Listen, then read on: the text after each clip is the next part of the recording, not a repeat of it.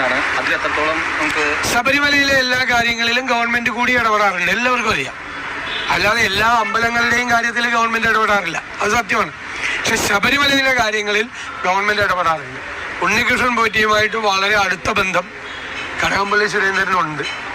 അത് ഇപ്പൊ പുറത്തു വന്നിട്ടില്ല. ഇപ്പോൾ ആരൊക്കെയാണ് ജയിലിലയക്കണം? 3 CPM നേതാക്കളാണ് ജയിലിലായിരിക്കുന്നത്. ഒരു ദേവസ്വം ബോർഡ് പ്രസിഡന്റും 2 CPM നേതാക്കളും. 3 CPM നേതാക്കൾ ജയിലിലാണ്. എന്നിട്ട് എന്താ എം.വി. ഗോവിന്ദൻ പറയുന്നത്? ഒരാൾക്കെതിരെ നടപടിയെടുക്കില്ല, അല്ലേ? പൈങ്കളിയാണ്. ശബരിമലയിലെ അയ്യപ്പന്റെ സ്വർണം കട്ടെടുത്തത് പൈങ്കളിയാണോ? പൈങ്കളി ആരോപണമാണോ? തലക്കെട്ട് വരുമെന്ന്. അവരെ നടപടിയെടുത്താൽ പൈങ്കളി തലക്കെട്ട് വരും എന്നാണ് പറയുന്നത്. അയ്യപ്പന്റെ സ്വർണം കവർന്നെടുത്ത 3 CPM നേതാക്കൾക്കെതിരായി CPM ഒരു നടപടിയും സ്വീകരിച്ചിട്ടില്ല. അവരെ സഹായിക്കുകയാണ് ഗവൺമെന്റ്, അവർക്ക് കൊടപിടിച്ചു കൊടുക്കുകയാണ്.